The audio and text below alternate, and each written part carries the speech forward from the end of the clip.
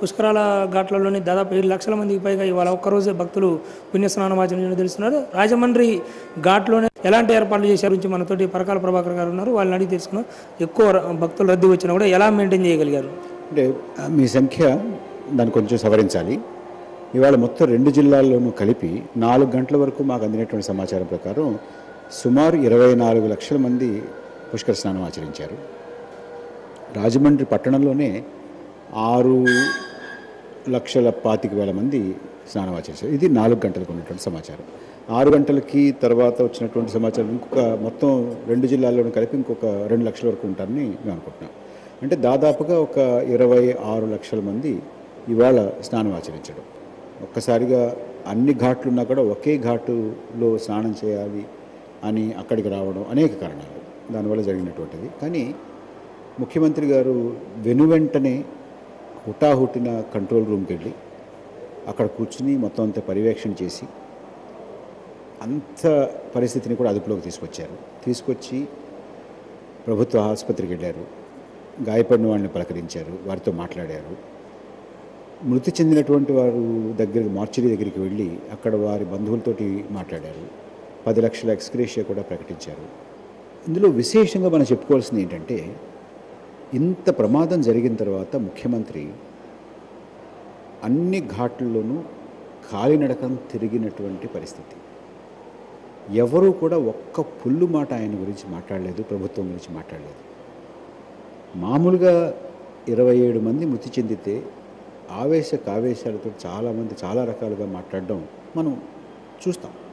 కానీ ముఖ్యమంత్రి గారి మీద, ప్రభుత్వం మీద ఉన్నటువంటి విశ్వాసం, నమ్మకం, దానివల్ల మృతి చెందినటువంటి వారి కుటుంబ సభ్యులు కూడా మృతి చెందినటువంటి వారి పట్ల ఆవేదన ఉన్నారు. కానీ ముఖ్యమంత్రి గారిను, ప్రభుత్వాన్ని ఎక్కడా కూడా నిందించాల.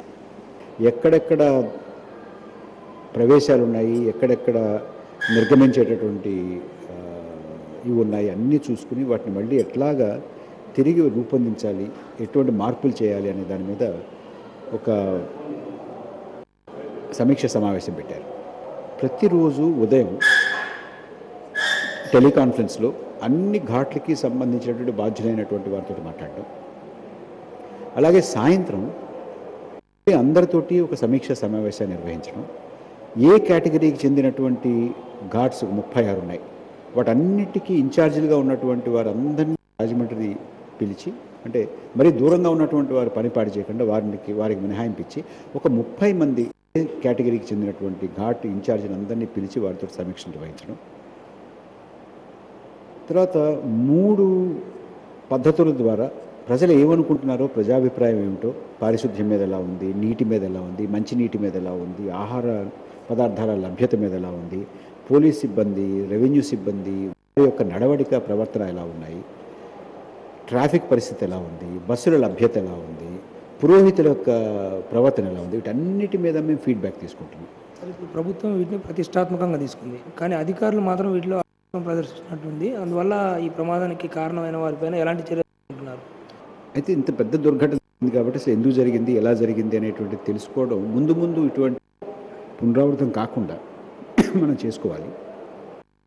అంచేతనే ముఖ్యమంత్రి గారు మామూలుగా ఏదో అధికారుల చేత కాకుండా ఒక న్యాయమూర్తి విచారణ చేయాలి అనేటువంటి ఆదేశాలు ఇచ్చారు. అందుచేత మేము ప్రభుత్వం చాలా పారదర్శకంగా ఉంది, నిబద్ధతతో ఉంది. ఎవరి వల్ల పొరపాటు జరిగింది, ఏ కారణం చేత పొరపాటు జరిగింది అనేటువంటిది ఖచ్చితంగా న్యాయమూర్తి నిగ్గు తెలుస్తారు. సార్, అనేక స్వచ్ఛంద సంస్థలు మేము సాయం చేస్తాం, ఇట్లా పాలు పంచుకుంటాం, పదార్థాలు, వాటర్ సప్లై చేస్తామని చెప్పి ప్రభుత్వానికి హామీ ఇచ్చాయి. పైన నమ్మకంతో కూడా ప్రభుత్వం కొన్ని ఏర్పాట్లు అలసత్వం ప్రదర్శించింది. అయితే వారు హామీలు నెరవేర్చకపోతే మీరు ఏమైనా చర్యలు తీసుకునే అవకాశం ఉందా? ఏమిటి, మంచి వాళ్ళని మేము ఎంపిక చేశాం. షిరిడి సాయి సంస్థాన్ వాళ్ళు ముందుకు వచ్చారు. అట్లాగే సత్యసాయి వారు ముందుకు వచ్చారు. కొన్ని మంచి స్వచ్ఛంద సంస్థలు వచ్చాయి. చాలామంది అక్కడికి వెళ్ళి ఉచితంగా భోజనం చేస్తున్నారు, ఉచితంగా అక్కడ అల్పాహారం చేస్తున్నారు. ఇంతవరకు మాకు పలానా వాళ్ళు భోజనం పెడతాము అని నాసిరకంగా పెట్టడమో లేకపోతే అసలు పెట్టకపోవడమో చేశారనేటువంటి అయితే మాకు అందల. కొంతమంది అక్కడ వెళ్ళి తింటున్నారు, కొంతమంది హోటల్కి వెళ్ళి తింటున్నారు. అంతేగాని అక్కడ పొరపాటు జరిగిందనేటువంటి ఫిర్యాదు కానీ అటువంటి సమాచారం కానీ మాకు ఏం రాలేదు. సార్ మరి కొద్ది నెలల్లో కృష్ణ పుష్కరాలు రాబోతున్నాయి. వాటిపైన ఈ నిన్న జరిగిన దుర్ఘటన దృష్టిలో ఏమైనా ముందస్తు ఏర్పాట్లు చేసే అవకాశం ఉంది? తప్పకుండానండి.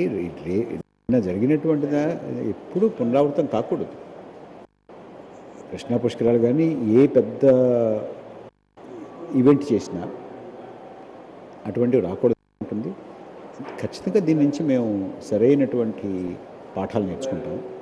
అవన్నీ కూడా ఆచరణలో పెడతాం. Thank you sir. ప్రభుత్వం మాత్రం ప్రతిష్టాత్మకంగా పుష్కరాల నిర్వహణ చివరి రోజు వరకు కూడా నిర్వహిస్తామని చెప్పి పరకాల ప్రభాకర్ గారు చెప్తున్నారు. ముఖ్యంగా ప్రచారానికి ఎంత ప్రాధాన్యం ఇచ్చామో ప్రజల భద్రత కూడా అంతే ప్రాధాన్యం ఇస్తాం. నిన్నటి ఉన్న పోలీస్ ఆంక్షలను కూడా సడలించి భక్తులకు ఎలాంటి అసౌకర్యం లేకుండా మేము పుష్కర ఘాట్లకు వచ్చేందుకు పూర్తి ఏర్పాట్లు చేశాము. మరియు మహిళలకు వృద్ధులకు కూడా ఎలాంటి అసౌకర్యం కూడా ఆహార పదార్థాలు కూడా అందజేస్తామని చెప్పి పరకాల ప్రభాకర్ గారు చెప్తున్నారు. Over to studio.